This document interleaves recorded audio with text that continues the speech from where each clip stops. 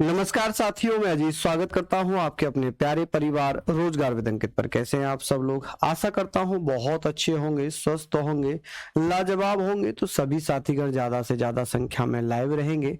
हम लोग यहां पर बात करने वाले हैं मौर्य साम्राज्य की, और ये आज सेकेंड क्लास है मौर्य साम्राज्य की, जिसमें हम लोग पढ़ेंगे अशोक मौर्य से। सम्राट अशोक से आज हम लोग पढ़ेंगे, इसको खत्म करेंगे और मैं आशा करूंगा कि आप लोग भी नोट्स बना रहे होंगे। देखिए, अशोक के बारे में बात करेंगे। अशोक 269 बीसी से लेकर 232 बीसी तक राजा रहा। हालांकि 273 में ही उसने साम्राज्य को हड़प लिया था। 4 साल का समय लगा कि उसने अपने 99 भाइयों की हत्या की। ये लिखा हुआ है कि उसने अपने 99 भाइयों की हत्या की, अपने पिता बिंदुसार की इच्छा के खिलाफ राजा बना। तो इन चीजों पर हम लोग चर्चा करेंगे। ये आज पार्ट 2 है। यहाँ पर हम मौर्य साम्राज्य की बात कर रहे हैं और मौर्य साम्राज्य में आज हम अशोक, सम्राट अशोक के बारे में पढ़ेंगे। किसके बारे में पढ़ेंगे? सम्राट अशोक। सम्राट अशोक के बारे में हम लोग बात करने वाले हैं। ठीक है जी, अशोक, जिसे अशोक मौर्य के नाम से भी हम जानेंगे।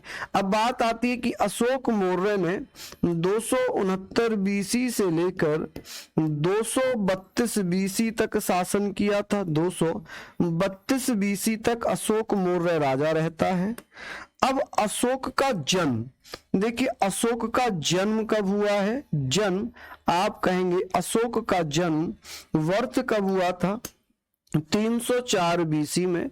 304 बीसी में अशोक का जन्म होता है। सुभद्रांगी इसकी माता होती है। कौन? सुभद्रांगी इसकी माता होती है। तो सभी को नमस्ते, राधे राधे। तो हम यहाँ पर बात करेंगे सर, अशोक का जन्म कब हुआ था, इसका वर्थ कब हुआ है? आप कहेंगे सर इसका जो वर्थ है वो 304 बीसी में हुआ है। और इसकी जो माता है, इसकी माता कौन थी? माता जिनको हम मदर के नाम से जानते हैं, माता या मदर कहते हैं, तो आप कहेंगे सर इसकी माता थी सुभद्रांगी। अब आप कहेंगे 305 में तो अशोक ने, चंद्रगुप्त मौर्य ने शादी कर ली थी, है ना? चंद्रगुप्त मौर्य ने 305 बीसी में शादी की थी ना, हेलेना से की थी ना, हम लोगों ने पढ़ा था। लेकिन उसका बेटा कौन था? बिंदुसार। और बिंदुसार का भी बेटा 1 साल बाद हुआ था। यानी कि जब उसके बेटे के बेटे का जन्म हुआ, तब बिंदुसार के पिता चंद्रगुप्त मौर्य ने 1 साल पहले ही हेलेना से शादी की थी। तो इन राजाओं की शादी की कोई उम्र नहीं होती थी। इसका दादा ही तो था चंद्रगुप्त मौर्य, वो 305 बीसी में शादी कर लेता है हेलेना से या कार्नेलिया से, ये तो हमने पढ़ा था। आप कहेंगे सर सुभद्रांगी, इसकी माता का नाम क्या है? इसकी माता का नाम था सुभद्रांगी। ऐसे आप लिखना, सुभद्रांगी। सुभद्रांगी कौन थी? तो आप कहेंगे सुभद्रांगी किसकी माता थी? सुभद्रांगी भैया किसकी माता थी? अशोक की माता थी। ठीक है जी, किसकी माता थी? अशोक की माता थी।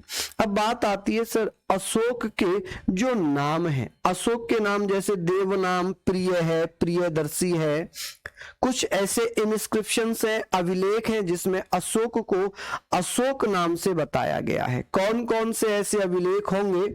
हाँ जी, एक बार कमेंट करके बताइए। क्या कमेंट मेरे आ रहे हैं आपके?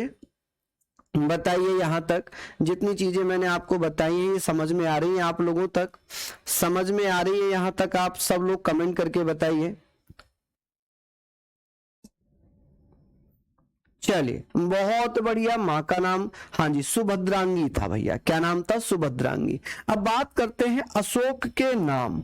जैसे अशोक के नामों की चर्चा होगी, अशोक के नाम, नाम जैसे अशोक के नामों की चर्चा होगी, अशोक के नाम जैसे अशोक को हम क्या बोलते हैं? देव नाम प्रियदर्शी बोलते हैं। क्या बोलते हैं? देव नाम प्रियदर्शी। आप कहेंगे देव नाम प्रियदर्शी, प्रियदर्शी, प्रियदर्शी, प्रियदर्शी, ये सारी चीजें आप लोग लिख लेंगे। ये सारी चीजें आप लोग लिख लेंगे।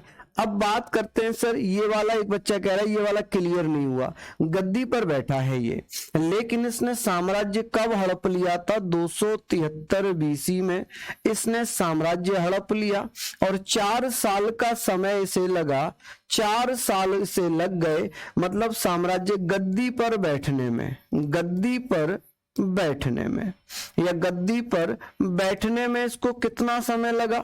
4 साल। क्यों? क्योंकि 4 साल तक इसने कुछ युद्ध किए, कुछ जो संघर्ष किए उनमें ये लगा रहा, उनमें लगा रहा। फादर का नाम बिंदुसार है भाई, माता ये हो जाएंगे, पिता कौन हो जाएंगे? अशोक के पिता, पिता हो जाएंगे बिंदुसार, बिंदुसार, पिता कौन है? बिंदुसार है। चलिए, अब अशोक नाम का उल्लेख कहां कहां पर है?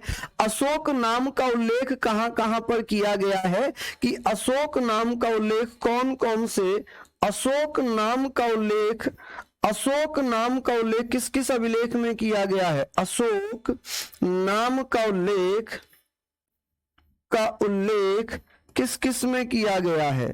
तो आप कहेंगे अशोक नाम का उल्लेख किस किस में है?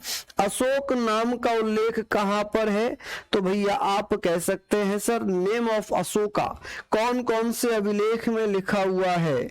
कौन कौन से अभिलेखों में लिखा हुआ है अशोक नाम? अभिलेख या इंस्क्रिप्शन, कि भैया कौन से ऐसे इंस्क्रिप्शन थे जिसमें अशोक नाम का वर्णन है, अशोक नाम मेंशन है? तो आप कहेंगे भैया ऐसे 4 अभिलेख हैं जहां पर, जैसे कि अगर मैं बात करूं मास्की, मास्की अभिलेख, मास्की, और मास्की अभिलेख कहां से प्राप्त हुआ है? मास्की अभिलेख कर्नाटक में पड़ता है, कर्नाटक में पड़ता है। नहीं, 273 बीसी हम इसलिए नहीं लिखेंगे श्याम सुंदर जी, क्योंकि 273 बीसी में ये गद्दी पर बैठा नहीं था, इसने राज्य हड़प लिया था लेकिन गद्दी पर नहीं बैठ पाया। इसे 4 साल का समय लगा अपना राज तिलक कराने में। तो इसने राज तिलक कब कराया? 4 साल बाद कराया, 269 बीसी में, इसलिए इसका शासन काल 269 बीसी आता है। ठीक है जी। चलिए हम बात करते हैं कि भैया मास्की अभिलेख कहां से मिलता है? कर्नाटका से। कहां से मिलता है? कर्नाटक से। कि मास्की इंस्क्रिप्शन कहां से मिलता है? कर्नाटक से, जिसमें अशोक को अशोक ही बताया गया है, अशोक को अशोक ही बताया गया है। एक है गुर्जरा अभिलेख, कौन सा? गुर्जरा अभिलेख। गुर्जरा अभिलेख कहां से प्राप्त हुआ है? मध्य प्रदेश से, एमपी से। गुर्जरा अभिलेख में भी अशोक नाम का उल्लेख है। मास्की, गुर्जरा, उदय गोलम, आप कहेंगे उदय गोलम, उदय गोलम। यहां पर आप लोग बता सकते हैं कि भैया उदय गोलम, ऐसे आप लोग लिख सकते हैं उदय गोलम, कि जो उदय गोलम अभिलेख है इसमें भी अशोक को अशोक ही बताया गया है। तो आप कहेंगे ये भी कहां से मिला था? कर्नाटक से। कहां से मिला है ये अभिलेख भी? ये अभिलेख भी कर्नाटक से ही मिला है। एक अभिलेख है निट्ठूर, कौन सा? निट्ठूर। आप कहेंगे भैया निट्ठूर अभिलेख कहां से मिला है? तो निट्ठूर अभिलेख भी कर्नाटक से ही मिला है। कहां से मिला है? कर्नाटक से। इन चारों अभिलेखों में अशोक को अशोक बताया गया है कि भैया जो 4 अभिलेख मिले हैं, चाहे वो मास्की इंस्क्रिप्शन हो, चाहे वो गुर्जरा इंस्क्रिप्शन हो, चाहे उदय गोलम इंस्क्रिप्शन हो, उदय गोलम को ऐसे भी लिखा जाता है उदय गोलम, ऐसे भी लिख सकते हैं। कभी आप गड़बड़ कर लो कि सर आपने तो ये नहीं लिखवाया, उदय गोलम, उदय गोलम या उदय गोलम, जो कि कर्नाटक से एक अभिलेख मिला था, इसमें अशोक नाम का जिक्र है, अशोक नाम का जिक्र किया गया है। ठीक है जी। चलिए, अब एक राजस्थान से अभिलेख मिला था जिसमें अशोक ने अपने आप को मगध का सम्राट बताया है। राजस्थान के कौन से अभिलेख में अशोक मौर्य ने अपने आप को मगध का सम्राट बताया है? वो है भैया भ्रावु अभिलेख। कौन सा? भरवा या भारवु अभिलेख बोलेंगे उसको, क्या बोलेंगे? भरवु अभिलेख बोलेंगे। ठीक है, लिख लीजिए इसको जल्दी से। किसी को कोई दिक्कत? अब इंग्लिश वाले बच्चे ये मत कहना कि सर देव नाम का नाम इंग्लिश में लिख दो, नेम ऑफ अशोका लिख दो या अशोकाज नेम लिख दो, ये मत बोलना आप लोग। ठीक है, चाहो तो मैं लिख देता हूं भैया, नेम ऑफ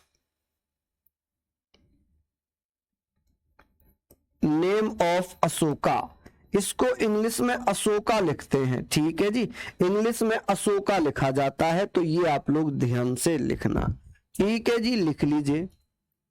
बहुत बढ़िया। अब बात आती है कि एक अभिलेख मिला था राजस्थान से, राजस्थान से एक अभिलेख मिला जिसे हम भ्रभु अभिलेख बोलते हैं। क्या बोलते हैं? भ्रभु अभिलेख बोलते हैं। और इस अभिलेख की मैं बात करूंगा, यहाँ पर मैं इसकी बात करूंगा तो आप कहेंगे भैया भ्रभु या भब्रू। इनस्क्रिप्शन मिला है, क्या मिला है? इनस्क्रिप्शन मिला है, जिसमें ये पता चला है कि अशोक ने अपने आप को मगध का सम्राट बताया था। अशोक ने स्वयं को क्या बताया था? अशोक ने स्वयं को क्या बताया था भैया? अशोक ने स्वयं को मगध का सम्राट बताया था। क्या बताया था?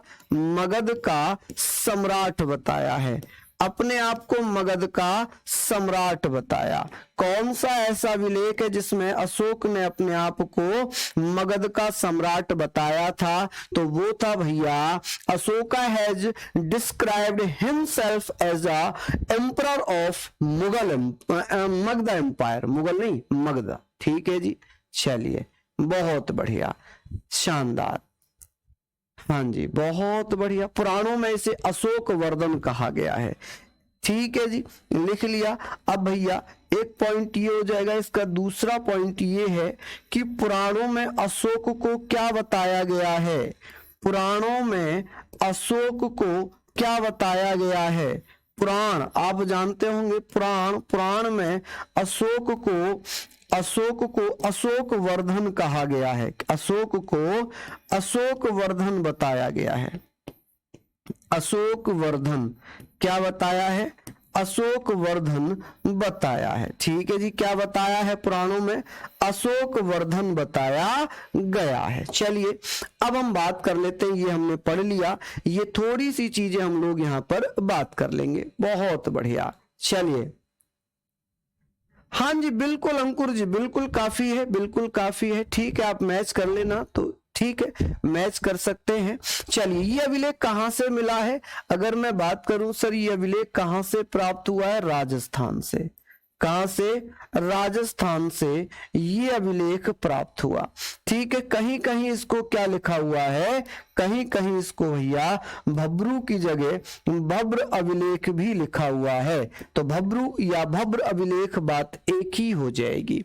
अब चर्चा होगी भैया, सबसे पहली चीज ये है कि अभिलेखों की खोज किसने की थी? अशोक के अभिलेखों की खोज किसके द्वारा की जाती है? आप कहेंगे सर 1750 में टिफे थेलर के द्वारा खोज हो जाती है, लेकिन वो पढ़ नहीं पाया। रवि सिंह जी धन्यवाद। बात होगी अशोक के अभिलेखों की खोज किसने की? अशोक के अभिलेखों की खोज किसने की है? अशोक के अभिलेखों की खोज किसने की? अभिलेखों की खोज किसने की है? की खोज, तो आप बताएंगे सर अभिलेखों की खोज किसने की? कौन कौन भैया बता देंगे? यहां पर हम लोग बताएंगे अशोक अभिलेखों की खोज किसने की थी, तो आप क्या बताएंगे?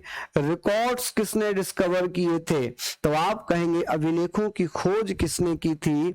जो डिस्कवर ऑफ, ऐसे कह सकते हैं डिस्कवर ऑफ इनस्क्रिप्शन। डिस्क्रिप्शन यहाँ पर डिस्क्राइब करने के लिए अगर बात की जाए कि भाई किसको डिस्क्राइब करना है, तो अशोक के अभिलेखों की खोज को। कब? 1750 में, 1750 में टिफे थेलर के द्वारा, टिफे थेलर के द्वारा, टिफे थेलर के द्वारा इसकी खोज की जाती है। किसके द्वारा? टिफे थेलर के द्वारा, कि भैया जो इनस्क्रिप्शन थे, Ashoka's inscription discovered of Ashoka's इनस्क्रिप्शन, Ashoka's इनस्क्रिप्शन आप कहेंगे भैया टिफे थेलर के द्वारा इसको खोजा गया। किसके द्वारा खोजा गया? टिफे थेलर के द्वारा। लेकिन अशोक के अभिलेखों को पढ़ा किसने, रीड किसने किया है, कि भैया इनको रीड किसने किया है, पढ़ा किसने है? तो आप कहेंगे भैया 1837 में इनको पढ़ा था जेम्स प्रिंसेप ने। किसने? जेम्स प्रिंसेप द्वारा पढ़ा गया, जेम्स प्रिंसेप के द्वारा पढ़ा गया। यहां पर आप लोग लिखेंगे, हम लोग बात करेंगे सर अशोक किसके खिलाफ जाकर राजा बना था? अशोक अपनी पिता की इच्छा के विरुद्ध, क्योंकि पिता सुसीम को राजा बनाना चाहते थे, बिंदुसार चाहते थे सुसीम को राजा बनाना, लेकिन राजा कौन बन गया था? राजा बन गया था कौन? अशोक राजा बन गया था। जेम्स प्रिंसेप ने इसको पढ़ लिया, जेम्स प्रिंसेप ने इसको पढ़ लिया कि भैया जेम्स प्रिंसेप ने अशोक के अभिलेखों को कब पढ़ा है? तो आप कहेंगे 1837 में पढ़ लिया। कब? 1837 में पढ़ लिया। बहुत बढ़िया, शानदार। नेहा रानी, अंजलि, अस्मिता, अंकित, हाँ जी, रितिका, गया प्रसाद, बहुत बढ़िया।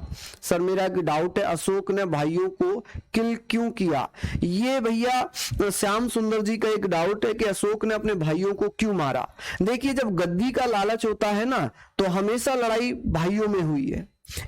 चलो वो तो बहुत पहले का समय था, आज की डेट में अधिकतर लड़ाइयां जमीन के ऊपर होती हैं, जायदाद के ऊपर होती हैं, तो वो इसी कारण तो होती हैं। अब अशोक की अभिलेखों की भाषा क्या थी? जैसे जो भारत में अशोक के अभिलेख मिले थे वो ब्राह्मी लिपि में थे। ये प्राकृत भाषा की बात कर रहा हूं मैं, कि भारत में जो प्राकृत भाषा में ब्राह्मी लिपि थी उसमें पाए गए हैं, ठीक है। और पाकिस्तान में खरोष्टी लिपि में पाए गए हैं, अफगानिस्तान में अरेमाइक लिपि में पाए गए हैं, और एशिया माइनर में ग्रीक लिपि में पाए गए हैं, ठीक है। चलिए यहां पर आप लोग एक बार इसको लिख लीजिए, जल्दी से इसको एक बार आप लोग लिख लीजिएगा। हम लोग यहां पर चर्चा करेंगे, बहुत बढ़िया सारी चीजें रितेश जी कह रहे हैं, बहुत बढ़िया, हाँ जी, बहुत शानदार, लाजवाब। चलिए बहुत बढ़िया, हाँ जी। हम लोग बात करेंगे भैया अशोक के अभिलेखों की भाषा। जो अशोक है, अशोक के जो अभिलेख थे, बहुत इंपॉर्टेंट लाइन है ये, अशोक के अभिलेखों की भाषा, अशोक के अभिलेखों की भाषा, अभिलेखों की भाषा ठीक है जी। आप कहेंगे अशोक के अभिलेखों की भाषा। चलिए यहां पर हम लोग बात करेंगे, language of the Ashoka's inscription या लैंग्वेज ऑफ इंस्क्रिप्शन।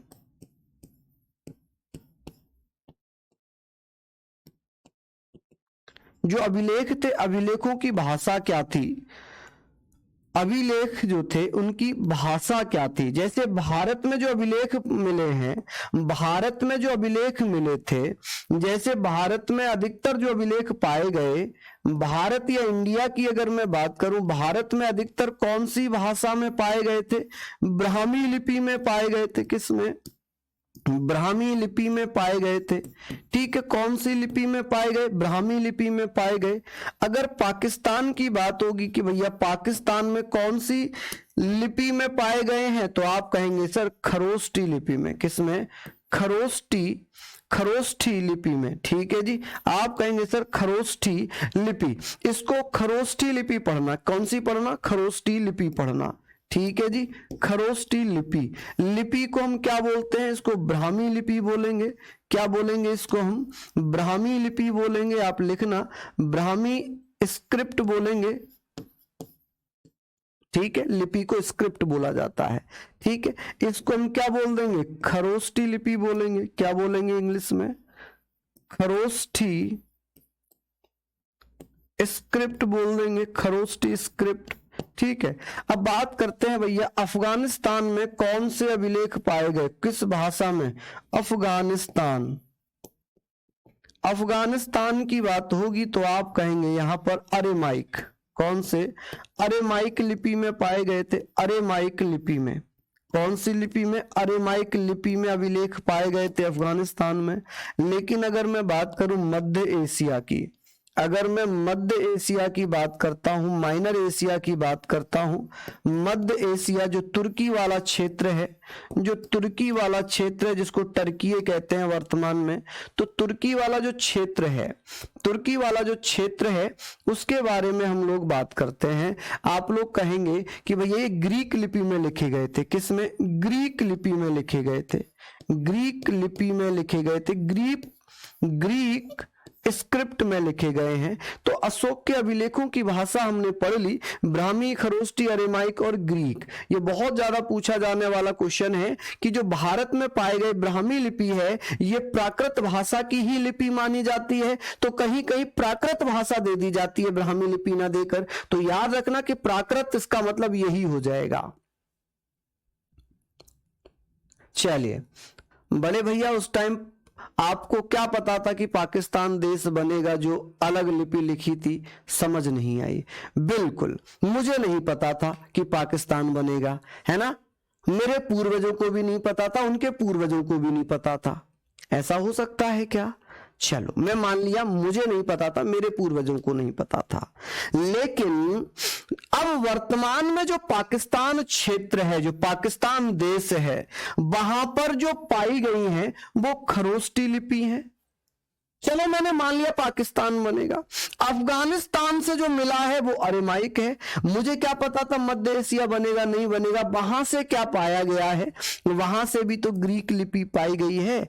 जहां जहां इनके संबंध रहे, जहां जहां इन्होंने शासन किया, वहां से इनके भैया अभिलेख प्राप्त हुए हैं, वहां से इनकी इंस्क्रिप्शन मिली है। लक्ष्मीकांत जी बहुत बहुत धन्यवाद। चलिए लिख लिए आप लोग भैया। चलिए अब बात करते हैं, एक फेमस युद्ध है कलिंग युद्ध।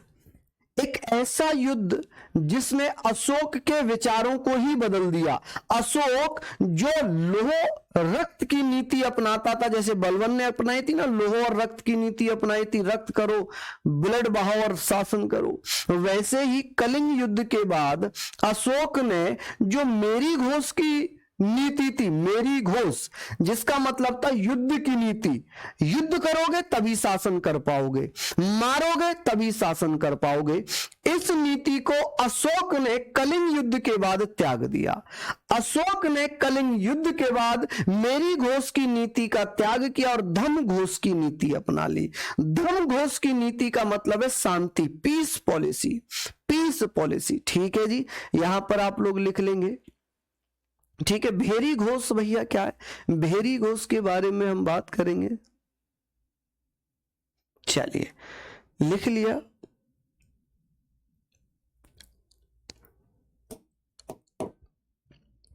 बात आती है, ये हमने पढ़ लिया, हम बात करेंगे कलिंग युद्ध की।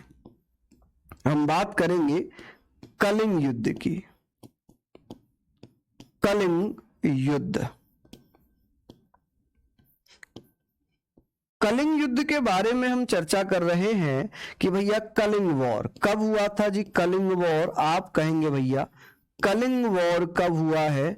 तो आप कहेंगे कलिंग वॉर माय डियर कि सर ये कब लड़ा गया था? ये लड़ा गया है 261 बीसी में। कब? 261 बीसी में इसको लड़ा गया है।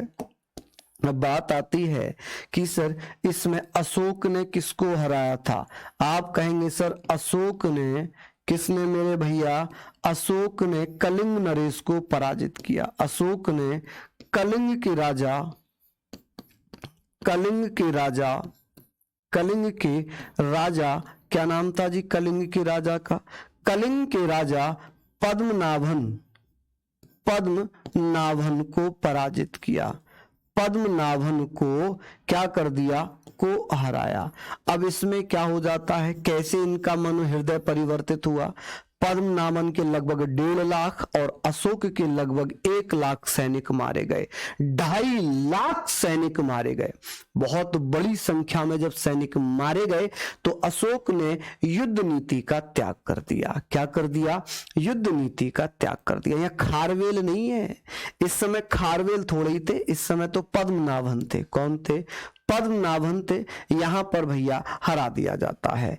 कलिंग कहां पड़ता है? कलिंग ओडिशा में पड़ता है, वर्तमान ओडिशा में। ठीक है जी, कहां पड़ता है? वर्तमान ओडिशा में पड़ता है। कलिंग की राजधानी क्या है? कलिंग की राजधानी, तो आप कहेंगे सर कलिंग की राजधानी, कलिंग की राजधानी है जी तोसली। क्या राजधानी है जी? तोसली। तो ये भी आप लोग लिख लेंगे, तोसली या तोसाली, बात एक ही हो जाएगी। तोसली या तोसाली किसकी राजधानी है? कलिंग की राजधानी है। ठीक है, अब भैया ये युद्ध हो जाता है। अब पद्मनाभन के साथ युद्ध होता है। एक नदी पड़ती है तोसाली के पास, जो कलिंग क्षेत्र है वहां पर दया नदी बहती है। दया नदी के किनारे पर यह युद्ध हो रहा था। लगभग 2.5 लाख सैनिक मारे गए। अब अशोक ने भेरी घोष की नीति का त्याग कर दिया। क्या कर दिया? तो अशोक की जो नीति थी, अशोक ने कौन सी नीति का त्याग किया था? आप कहेंगे, नोट में लिखना, यहां पर नोट में, यहां पर आप लोग नोट लिखिएगा कि भैया नोट में क्या है। नोट में ये होगा कि अशोक ने भेरी घोष की नीति का त्याग किया। अशोक ने भेरी घोष, ठीक है, भेरी घोष नीति का त्याग किया। भेरी घोष नीति का त्याग किया, यानी कि आप लोग लिखना कि भैया कौन सी नीति का? भेरी घोष पॉलिसी को छोड़ दिया, पॉलिसी को छोड़ दिया, का त्याग किया, ठीक है। और यहां पर अशोक ने धम्म नीति को अपनाया, धम्म नीति को अपनाया। कौन सी नीति को? धम्म नीति को अपनाया, अपनाया यानी कि ग्रहण किया। धम्म नीति का मतलब क्या है? धम्म नीति का जो अर्थ है, इसका अर्थ है शांति की नीति। कौन सा? शांति की नीति। आप कहेंगे शांति की नीति, ठीक है, शांति की नीति यानी कि पीस पॉलिसी। इसको हम कह सकते हैं भैया पीस पॉलिसी। ये आप लोग लिख लीजिएगा, पीस पॉलिसी। चलिए बताइए कि भैया शांत नीति को किसने अपनाया था? पीस पॉलिसी को किसने अपनाया था? तो धम्म नीति के स्थान पर, सॉरी, भेरी घोष नीति के स्थान पर धम्म नीति को अशोक ने कब अपनाया था? तो कलिंग युद्ध के बाद। कब? कलिंग युद्ध के बाद। ठीक है जी, किसके बाद? कलिंग युद्ध के बाद। चलिए, बहुत बढ़िया, शानदार, लिख लिया यहां तक? एक बार लिख लीजिए। चलिए भैया, बहुत बढ़िया, शानदार, लिख लेंगे यहां पर। अब अशोक ने बौद्ध धर्म को अपनाया। अशोक का एक भतीजा था जिसका नाम था निर्ग्रोथ। अशोक अपने भतीजे से प्रेरित हो जाता है और अपने भतीजे से इतना प्रेरित हुआ, सुसीम का बेटा था निर्ग्रोथ, उससे प्रेरित होकर अशोक ने उपगुप्त जो बौद्ध भिक्षु थे उन्हें अपना गुरु बनाया और उनसे ही बौद्ध धर्म की शिक्षा ले ली। क्या कर लिया? बौद्ध धर्म की शिक्षा ले ली। चलिए, आशीष कह रहे हैं कि सर जेम्स प्रिंसेप को अशोक ने स्वप्न में पढ़ाया क्या? अशोक की लिपि। कैसे क्वेश्चंस करते हो? सेंस है इस क्वेश्चंस का? सेंस है। अब मुझे क्या पता कि अशोक उसके सपने में आया था या नहीं आया था। क्या आपको पता है कि कोई मिसाइल बनाई है तो साइंटिस्ट के दिमाग में आया होगा, भगवान आए होंगे कि ये ऐसे बनना है? आपका मोबाइल आप पढ़ रहे हो, क्या भगवान उसके इंजीनियर के दिमाग में आए होंगे ये फोन ऐसे बनाना है? कैसी ये बातें करते हो? शोभा देती है बातें आपको? कहीं से कहीं तक सर पैर है इस पे बात का कि उसके सपने में अशोक आया, उसने कैसे पढ़ लिया, कैसे पढ़ लिया? आप लाइव मुझे देख रहे हो, क्या सपनों में आया था कि ये यूट्यूब भी होगा? इंजीनियर्स ने बनाया है ना, दिमाग लगाया है ना, तो वैसे ही उसने दिमाग लगाया होगा, ये वैसे ही दिमाग लगाया होगा उसने भी। बिना सर पैर वाले क्वेश्चंस पूछते हो आप। चलिए, लॉजिक हो तब तो ठीक भी है। चलिए, यहां पर हम बात कर लेते हैं, ये सारी चीजें हमने पढ़ ली। अब बात करेंगे कि भैया ये बताइए कि अशोक ने कौन से धर्म को अपनाया था? अशोक ने कौन से धर्म को अपनाया था? तो यहां पर आप कहेंगे सर अशोक ने अपने भतीजे भतीजे निर्ग्रोथ से प्रेरित होकर, निर्ग्रोथ से प्रेरित होकर, इंस्पायर होकर, प्रेरित मतलब इंस्पायर, इंस्पायर हुआ, क्या हुआ भैया, इंस्पायर होकर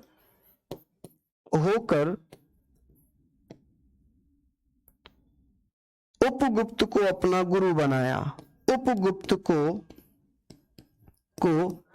अपना गुरु बनाया। क्या किया भैया, अपना गुरु बनाया, अपना गुरु बना लिया। क्या बना लिया, गुरु बनाया। और जब अपना गुरु बनाया फिर भैया उपगुप्त से ही बौद्ध धर्म की शिक्षा ली। क्या ली, बौद्ध धर्म की शिक्षा ली, बौद्ध धर्म की शिक्षा ली। ठीक है जी, क्या कर दिया, बौद्ध धर्म की शिक्षा ली। क्या यहां तक आप लोग पढ़ लेंगे कि बौद्ध धर्म की शिक्षा ली। चलिए बहुत शानदार, बौद्ध धर्म की शिक्षा ले ली। अब अशोक की पत्नियों के बारे में बात करते हैं। अशोक की पत्नियों के बारे में बात करेंगे। जैसे अशोक की पत्नी थी देवी, और देवी से इसे 3 बच्चे प्राप्त हुए। एक तो महेंद्र और 2 बेटी थी, एक संघमित्रा और एक चारुमती, चारुमती। ठीक है जी, चलिए यहां पर हम लोग बात करते हैं। चलिए लिख लिया आप लोगों ने, बहुत बढ़िया जी। यहां पर आप लोग लिखते हो, हाँ जी लिख लीजिए, बहुत बढ़िया शानदार। यहां आप लोगों ने लिख लिया होगा। अब हम बात करते हैं अशोक की पत्नी।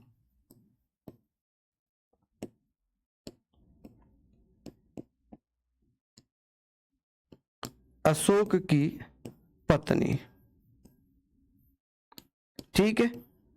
अशोकाज वाइफ के बारे में बात करेंगे तो सबसे पहले हम बात करेंगे देवी के बारे में। देवी, और देवी से 3 संतान प्राप्त होती हैं इसे। कौन कौन सी, आप कहेंगे एक पुत्र था महेंद्र, एक पुत्र था महेंद्र, एक पुत्री थी संघमित्रा। कौन सी, संघमित्रा। और भैया संघमित्रा और एक पुत्री और थी चारुमती। कौन थी, चारुमती। ये 3 संतान है तो उसे देवी से प्राप्त हो गई। दूसरी पत्नी कौन थी, दूसरी पत्नी थी उसकी जिसका नाम था भैया कारू या करुबाकी, करुबाकी। आप कहेंगे करुबाकी किसकी पत्नी थी, अशोक की। करुबाकी से एक पुत्र प्राप्त होता है तीवर। क्या प्राप्त हुआ, तीवर। तीवर जो पुत्र था वो तीवर पुत्र ने किससे, करुबाकी से। और इतिहास में तीवर को ही अशोक का उत्तराधिकारी बताया गया है। ठीक है, इसी को उत्तराधिकारी बताया गया है। लेकिन बहुत सारे इतिहास में कुणाल को उत्तराधिकारी बताया गया है कि अशोक का उत्तराधिकारी कुणाल था। कौन था, कुणाल था। हम लोग बात कर रहे हैं कि भैया एक और पत्नी थी तीसरी, पद्मावती। कौन, पद्मावती। आप कहेंगे पद्मावती एक और पत्नी थी, और ये पद्मावती जिससे एक बेटे ने जन्म लिया जिसका नाम था कुणाल। क्या नाम था, कुणाल। आप कहेंगे सर कुणाल, अब इसी को इतिहासकारों ने उत्तराधिकारी बता दिया कि कुणाल ही उत्तराधिकारी था। करुबाकी या कारुबाकी एक ही नाम हो जाएगा। इसे कारुबाकी भी बोलते हैं और करुबाकी भी बोलते हैं।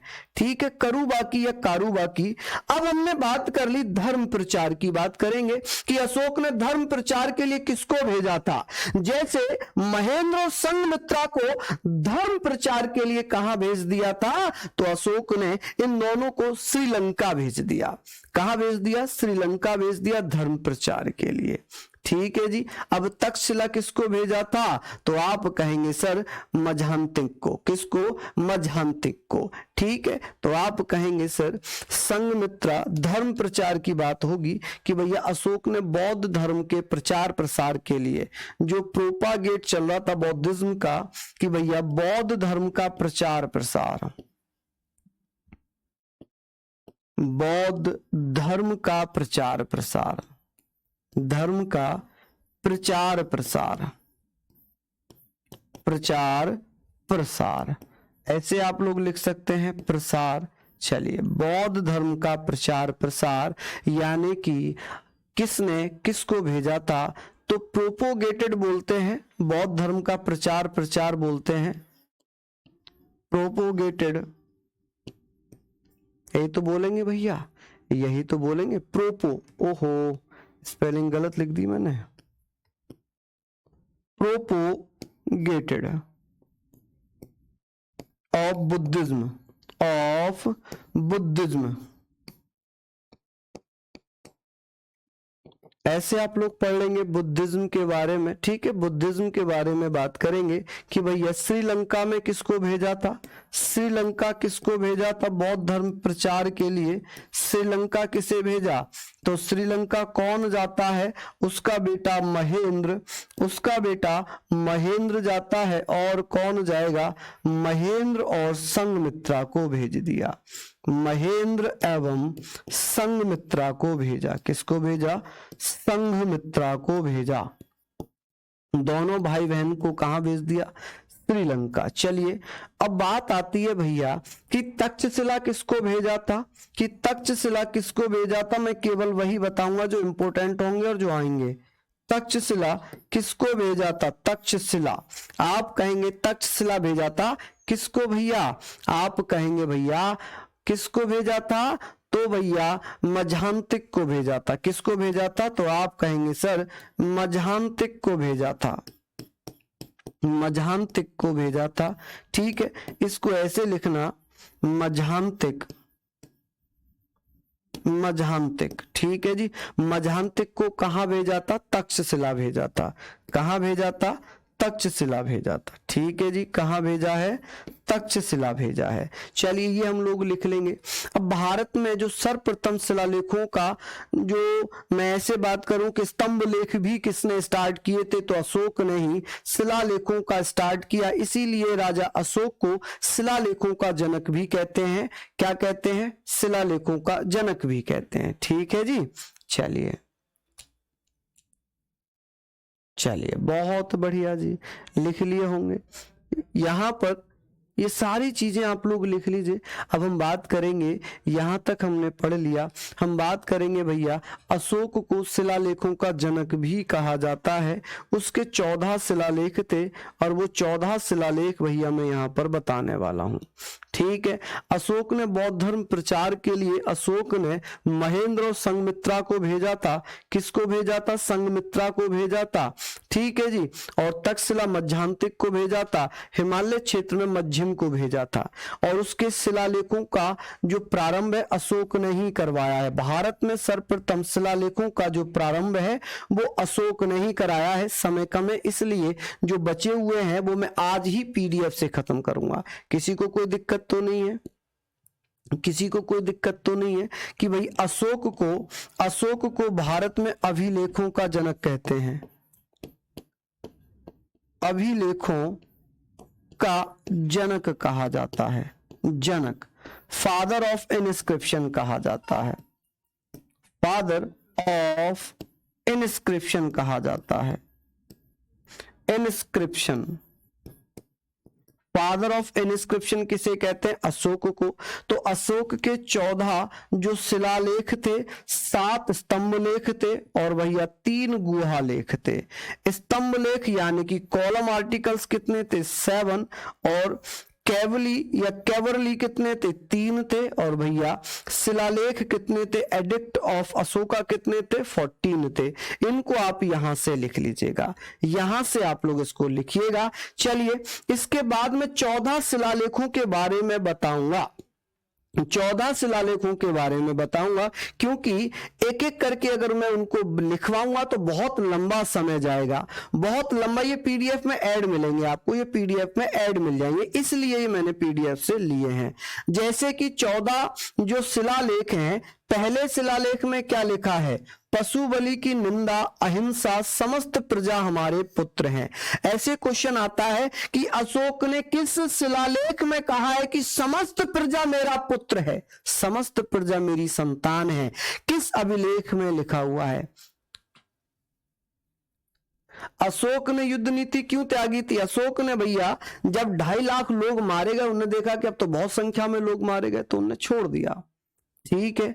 चलिए लिख लेंगे आप लोग कि भैया इन द फर्स्ट रिकॉर्ड, यहां पर आप कहेंगे कि किस किस की बात हुई है, तो यहां पर यह बहुत इंपॉर्टेंट है कि समस्त प्रजा हमारे पुत्र है या हमारी संतान है, ये अशोक ने पहले में कहा। दूसरे शिलालेख में पशु चिकित्सा दक्षिण राज्यों का उल्लेख है, जैसे चेल है, चोल है, पांड्य है, सतिया पुत्र है। इसने अपने अधिकारी जैसे रज्जुक, युक्तक, प्रदेशक प्रत्येक 5 वर्ष में ये अपने राज्य में भ्रमण करेंगे, इसका वर्णन तीसरे शिलालेख में था। चौथा जो शिलालेख है, भेरी घोष नीति के स्थान पर धम घोष की नीति अपनाई। बहुत इंपॉर्टेंट है, कौन से शिलालेख में इसका वर्णन किया गया है? वर्णन किया गया है कि अशोक ने भेरी घोष के स्थान पर धम घोष नीति अपनाई थी। In place of very Ghosh policy the policy of धम घोष वॉज एडॉप्टेड, कि भैया भेरी घोष के स्थान पर धम घोष की नीति अशोक ने अपनाई थी। इसका वर्णन कहां पर लिखा हुआ है? तो आप कहेंगे कि भेरी घोष की नीति के स्थान पर धम घोष की नीति चौथे शिलालेख में लिखा हुआ है।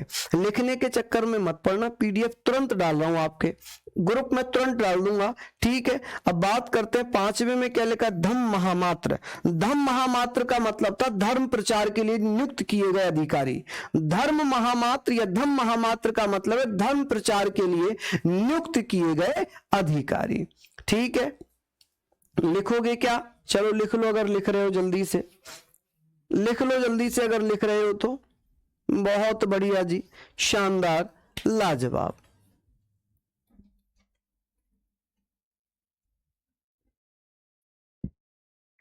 चलिए बहुत बढ़िया, शानदार, लिख लीजिए जल्दी जल्दी से।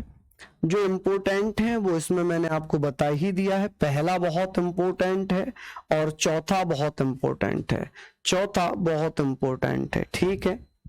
आगे बात करें। अच्छा अजय जी कह रहे हैं सर आप पीडीएफ डाल देना, उसी से लिख लेंगे, बिल्कुल सही डिसीजन। आगे बात करते हैं, आगे बात कर लेते हैं यहां पर, जैसे छठा अभिलेख है आत्मनियंत्रण। यदि जन कल्याण की बात है तो उसके अधिकारी किसी भी समय अवगत करा सकते हैं। इसका मतलब यह है कि जब कभी भी राष्ट्र हित की बात होगी तो कोई भी अधिकारी अशोक से कभी भी किसी भी समय जाकर मिल सकता है। ऐसा प्रावधान कौन से शिलालेख में था? छठे शिलालेख में। 7वें शिलालेख में क्या? धार्मिक समन्वय, यानी कि 259 बीसी बौद्ध गया की यात्रा की 10वें वर्ष। अपने शासन के 10वें वर्ष 259 बीसी में बौद्ध गया की यात्रा पर जाता है और बौद्ध गया को कर मुक्त कर देता है ना। चलिए यहां पर बात करेंगे धम्म यात्रा के बारे में कि 249 बीसी लुम्बिनी ग्राम में, यानी कि 20वें वर्ष, शासन के 20वें वर्ष लुम्बिनी ग्राम गया और लुम्बिनी ग्राम को भी कर मुक्त कर दिया, ठीक है। तीसरा युद्ध कलिंग, तीसरे शिलालेख में कलिंग युद्ध का वर्णन है। क्या है जी? कलिंग युद्ध का वर्णन है। ये इंपोर्टेंट है, वैसे तो मैंने इंपोर्टेंट ही कराए हैं, ये सभी इंपोर्टेंट है। और 14वां था सद्भावना, गुडविल, सभी के साथ अच्छे से रहना। सर शिलालेखों को एडिक्ट बोलेंगे, मैंने यहां लिखा है ना, ये लिखा हुआ है, देखो कहां गया, ये लिखा हुआ है एडिक्ट, शिलालेख, एडिक्ट्स ऑफ अशोका, एडिक्ट्स बोलेंगे शिलालेख को, लिखा था मैंने यहां पर प्रीतम जी। चलिए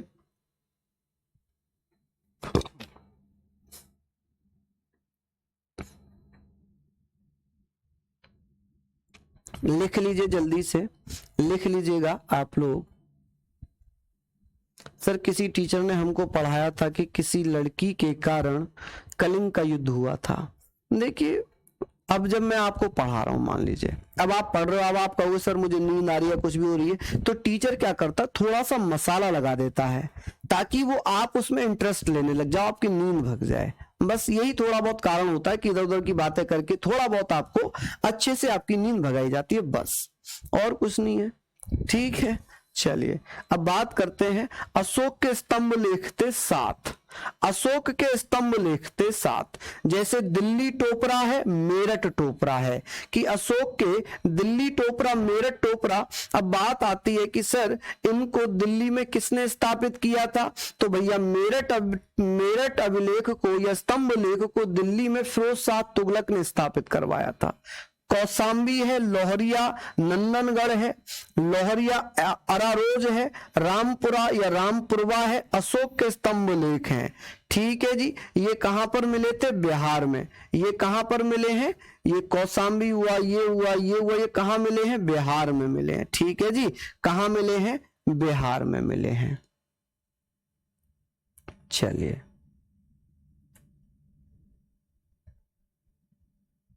चलिए लिख लिया, आगे बात करते हैं। यहां तक हमने पढ़ लिया है। हम बात कर लेते हैं कुछ अधिकारियों के बारे में। ये तो बहुत कम पूछा जाता है, बस ये दोनों पूछ लेगा या ये वाला पूछ लेगा, ये दोनों भी ज्यादा पूछे जाते हैं, बहुत इंपॉर्टेंट हैं। चलिए आगे बात करते हैं। ये लास्ट स्लाइड है कि अशोक के जो अधिकारी थे, जो ऑफिसर डिस्क्रिप्शन है, जैसे सीता अध्यक्ष है, ये राजकीय भूमि से प्राप्त आय होती थी जिसे सीता कहते थे। सीता का अधिकारी सीता अध्यक्ष होता था, यानी कि जो आय मिलती थी उसे सीता कहते थे। राजकीय भूमि से जो आय प्राप्त होती थी, officers of the income Sita receive from the state land, यानी कि राजकीय भूमि से जो कर प्राप्त होता था उसे सीता कहते थे, और जो कर प्राप्त करता था उसे सीता अध्यक्ष कहते थे। समाहर्ता जो कलेक्टर होता था, जो राजस्व या रेवेन्यू डिपार्टमेंट का अध्यक्ष होता था, कलेक्टर समाहर्ता। ठीक है, आज भी यही होता है, जिला अधिकारी जो होता है जिले में वही अधिकारी होता है। यहां पर संहिता की बात कर लेते हैं। हम यहां पर बात कर लेते हैं सारी चीजों के बारे में हम बात करेंगे भैया। चलिए देखना भाई, राहुल जी का कोई डाउट है क्या? कह रहे हैं क्लियर कर दिया करो, राहुल ने कोई क्वेश्चन पूछा है? बिल्कुल बताएंगे राहुल जी, हमने देखा नहीं होगा, वरना ऐसा तो नहीं होगा कि आपने कुछ अशोक के शिलालेखों को खोजा। किसने खोजा? बहुत तेज घूसा मारूंगा बेटा, टिफे थेलर अभी लिखवाया है मैंने, टिफे थेलर अभी लिखवाया है मैंने। ठीक है, चलिए सदनता का मतलब होता है एसोसिएट, जो कोषाध्यक्ष होता है, जो कोषाध्यक्ष होता है, जो ट्रेजर होता है। ठीक है, कोषाध्यक्ष। बात करते हैं प्रदेष्टा। प्रदेष्टा का मतलब फौजदारी विभाग, क्रिमिनल डिवीजन का जो अध्यक्ष होता है उसे प्रदेष्टा कहते थे। जो क्रिमिनल डिवीजन का हेड होता था उसे प्रदेष्टा कहते थे। धर्मस्य या व्यवहारी, ये दीवानी विभाग का अध्यक्ष होता था। सिविल डिपार्टमेंट, परिवार वगैरह के जो मामले आते थे वो इसी में आते थे। अब आप लोग मुझे बताओ, क्या ये नोट डाउन कर लोगे? क्या ये नोट डाउन कर लोगे?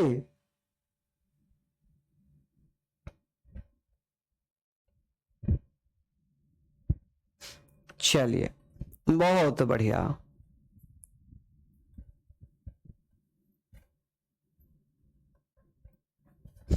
बहुत बढ़िया, शानदार, लाजवाब। इनको आप लोग लिख लीजिएगा, किसी को कोई समस्या तो नहीं है? यहां तक आप लिखेंगे? बताइए। अब तो आप लोगों ने ये पढ़ लिया सारा, अभी जस्ट पीडीएफ में आपको प्रोवाइड करा दूंगा। ठीक है, मिलता हूं फिर आप लोगों से, तब तक के लिए जय हिंद, जय भारत।